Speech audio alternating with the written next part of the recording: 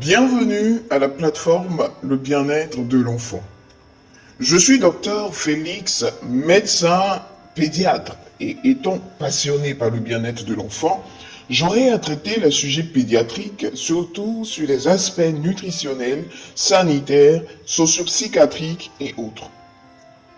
Dans le contexte du sujet des 1000 premiers jours de l'être humain, nous allons parler, ce premier jour de l'année 2023, des conséquences du diabète sur grossesse chez le futur bébé. Ce sujet se traitera en plusieurs parties. Notre attention est surtout portée sur l'attitude convenable à adopter pendant la grossesse, à la naissance dans un délai à court, moyen et à long terme. Le diabète gestationnel. Le diabète gestationnel ou diabète de grossesse est une augmentation de la glycémie qui apparaît pendant la grossesse et disparaît après l'accouchement. Il s'agit d'un trouble de la tolérance au sucre avec augmentation de la glycémie plus ou moins importante.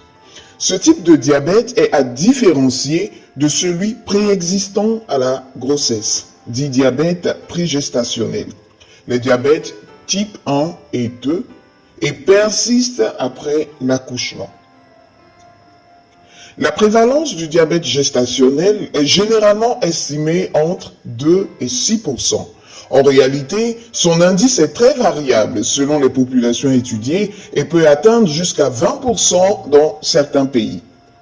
Elle est de l'ordre de 6 à 7% en France selon l'enquête périnatale de 2010. La contribution du diabète de type 2 diagnostiqué à l'occasion de la grossesse est de plus en plus importante, ce qui explique en partie la tendance actuelle d'une augmentation à la prévalence du diabète gestationnel. Des changements ont été observés récemment dans l'âge de début du diabète avec des populations atteintes plus jeunes. On estime actuellement dans le monde que 28 millions de femmes en âge de procréer sont diabétiques.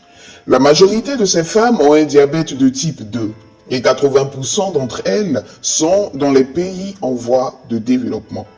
L'augmentation de la fréquence du diabète de type 2 est en lien avec l'augmentation de la fréquence du surpoids et de l'obésité chez les femmes en âge de procréer.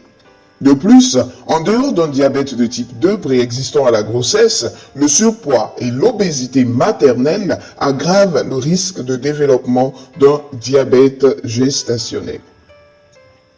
Les valeurs seuil proposées sont recueillies après un test OMS de 75 grammes de glucose réalisé entre 24 et 28 semaines d'âge et sont glycémie à jeun 0,92 grammes par litre, glycémie à 1 heure 1,80 grammes par litre et glycémie à 2 heures 1,53 grammes par litre. Le diagnostic de diabète gestationnel est posé si une seule des valeurs est supérieure à ces seuils.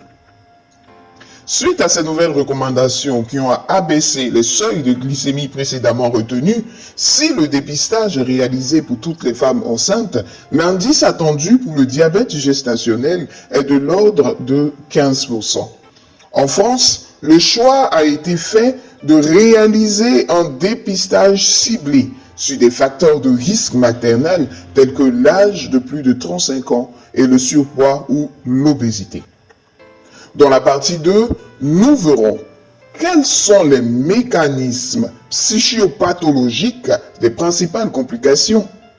À bientôt pour la partie 2 de notre sujet. Merci pour votre attention.